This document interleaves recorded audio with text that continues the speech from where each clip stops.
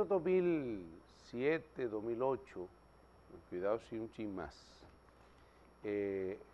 presidente de entonces, Leonel Fernández, llamó a una consulta nacional para hacer lo que sería el tribunal, la modificación o la transformación de lo que era la Constitución de la República, no simplemente para modificarla, para colocar 2 años más, 4 años más, y seguir con lo que es la reelección presidencial, que era lo que ha movido más todo este proceso de transformaciones que ha tenido la Constitución. Y él provocó esa gran consulta nacional que envolvía lo que es el sector social, el sector empresarial, el sector político, el sector justicia, es decir, en todos los sectores, tomando en cuenta lo que es la modernidad que nos trae el mundo a nivel global, la globalización, la parte que tiene que ver con los derechos fundamentales, los acuerdos firmados por el Estado Dominicano desde 1947 para acá, donde se le garantiza una serie de derechos. Dentro de esa parte estaba la disyuntiva, si en el sector justicia, el poder del Estado, crear un tribunal constitucional, como lo que venía haciendo la Suprema Corte de Justicia, o crear el Tribunal Constitucional o seguir haciéndolo. Se armó ese debate y al final se define que en la Constitución consensuada que se llevó una modificación integral, se estableciera el Tribunal Constitucional, que es una especie de suprapoder del Estado. Es decir, nosotros tenemos el Poder Ejecutivo, que ejecuta las leyes, el Poder Legislativo, que la hace, plantea las normas de cómo regir el Estado, el Poder de Justicia, que es el que juzga lo que son la comisión de delitos de cualquier naturaleza, para definir la parte como un tercero imparcial para solucionar el problema de una vida en sociedad. Se crea el Tribunal Constitucional. Ese Tribunal Constitucional se crea muchas veces sin muchas expectativas, así diríamos, pero con un gran deseo de que funcione correctamente. Y se coge uno de las figuras fundamentales de los constitucionalistas más probados del país, y se cogen los 13 jueces encabezados por Milton Ray Guevara. A partir de ahí, en 1912, ya se forman por el Consejo Nacional de la Magistratura, este tribunal, empiezan a operar en una parte compartida donde estaba el INESP, el Instituto de Estabilización de Precios, INEPRE, un edificio en la primera planta. Y ellos empezaron a desarrollarse, a crear entidades, a formar lo que sería el tribunal, y empezaron a trabajar. Ahí ha habido algunas modificaciones después, como establece la propia ley, se crea la ley operativa del Tribunal Constitucional, que es lo que le da la fortaleza también a este tribunal. A partir de ahí se han emitido unas 6.300 sentencias. En el día de ayer ellos celebraron, esta información de que vamos a ofrecer ahora, fue en el marco de la celebración del 11 aniversario de la creación del Tribunal Constitucional. Pero resulta que a 11 años después, nosotros tenemos que, si bien es cierto que se han emitido 6.300 sentencias, hay una especie de asignatura o una especie de acciones que debieron cumplirse que aún no están cumplidas. Pero lo más grave del caso es que una sentencia del Tribunal Constitucional es una sentencia o se cumple, porque ya no hay dónde acudir ante esa sentencia. Aquí se han eliminado por violación de los derechos unas 532 sentencias que han sido evacuadas por los tribunales de la República, que han sido elevadas a una revisión porque se le ha violado uno de los derechos fundamentales. Pero lo más penoso que yo le digo es que de esa hay 92 sentencias que no han sido acatadas, que no han sido cumplidas, que no han hecho que no han sido, que el Estado dominicano, el gobierno dominicano, no ha logrado que se cumplan. Y no simplemente de aquí ha ocurrido este gobierno, todos los gobiernos a partir de ahí, empezando por Leonel, el gobierno que encabezó Danilo Medina y que encabeza ahora Luis Abinader, que hay varias sentencias que yo la conozco incluso, y que es qué bueno que se estableció que hay 92 sentencias que no han sido cumplidas por instituciones del gobierno. Y eso es algo que el presidente Luis Abinader tiene que velar. Recuerden que el presidente jura cumplir y hacer cumplir las leyes. Y estas son sentencias que es una obligación del Estado dominicano, del gobierno, que se haga cumplir. Y eso es muy, pero muy preocupante, porque de no cumplirse una sentencia o una decisión del Tribunal Constitucional, yo creo que estamos respetando el Estado de Derecho a la cual la Constitución establece. Decía Milton Ray Guevara ayer en su discurso que ellos seguirán protegiendo desde el Tribunal Constitucional lo que es la soberanía y la nacionalidad dominicana, y ellos se basan en dos sentencias, la sentencia aquella de la 168-13 y la 315-15. Ustedes recuerdan que eso duró en la palestra pública hace como 4, 5, 6 meses.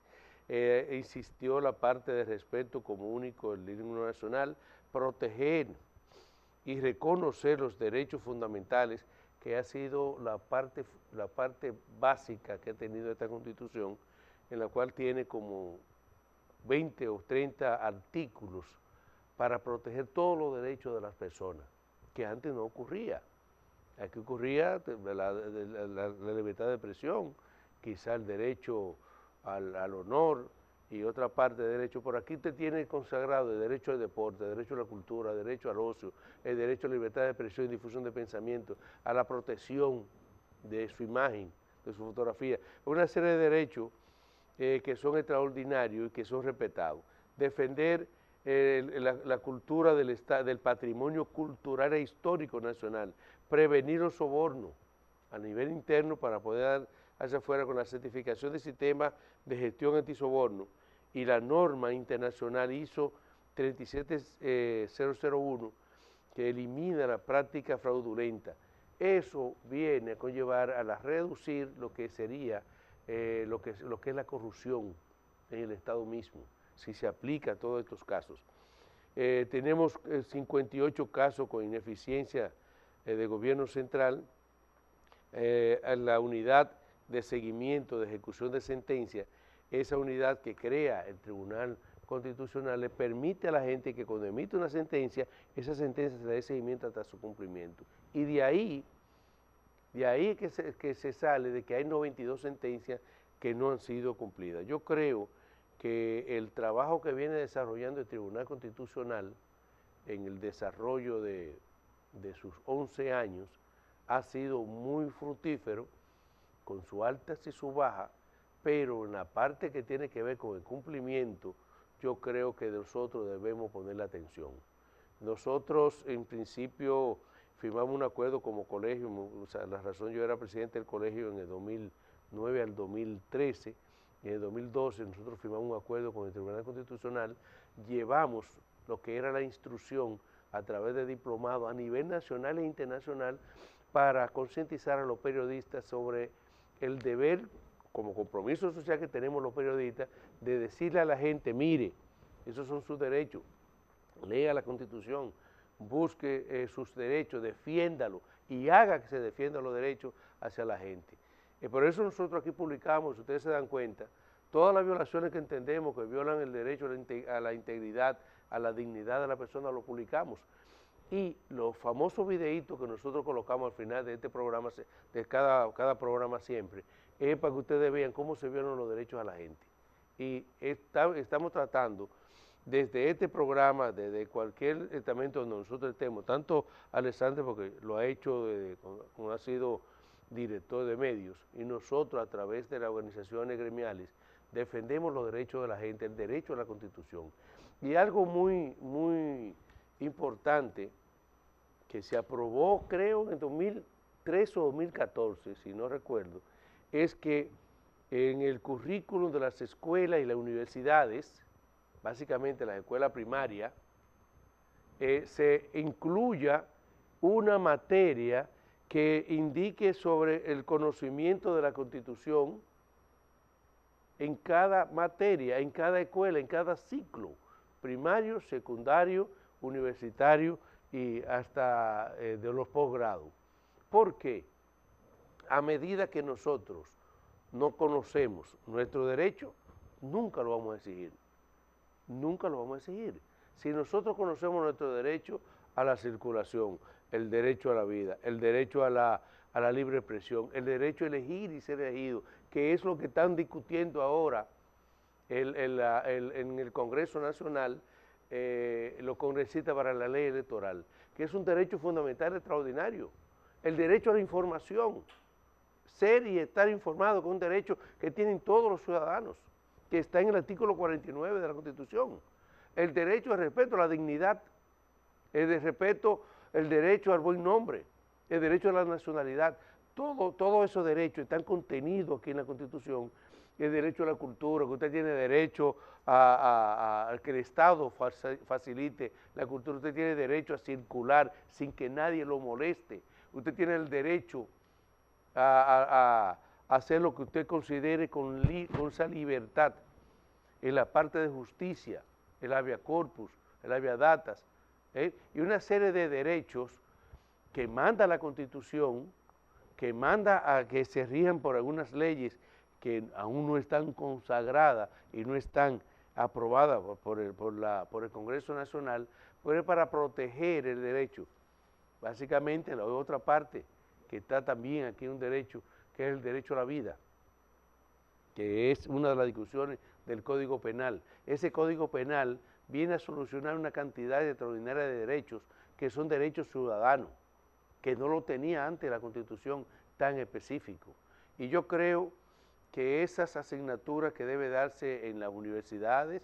en los ciclos de las escuelas, tiene que ser ya de hecho, porque es un mandato constitucional y es un derecho que el presidente de la República debe hacerlo cumplir. Es decir, ahora que estamos por mitad, o que el año que viene, pero que se diga, mire, a partir de tal fecha se va a dar el conocimiento de la Constitución a todos los niños. Si nosotros hubiésemos logrado, a estos casi 10 años en los cuales se aprobó esa resolución o esa sentencia, o ese acuerdo con el ministro de Educación de entonces, hoy nosotros tuviéramos una población más empoderada. ¿O es a propósito? Eso habría que preguntarlo también a los sectores políticos. ¿Es a propósito que no queremos que la gente entienda, conozca su propio derecho? Porque si la gente no conoce sus derechos, se lo van a violar permanentemente y en este Estado dominicano,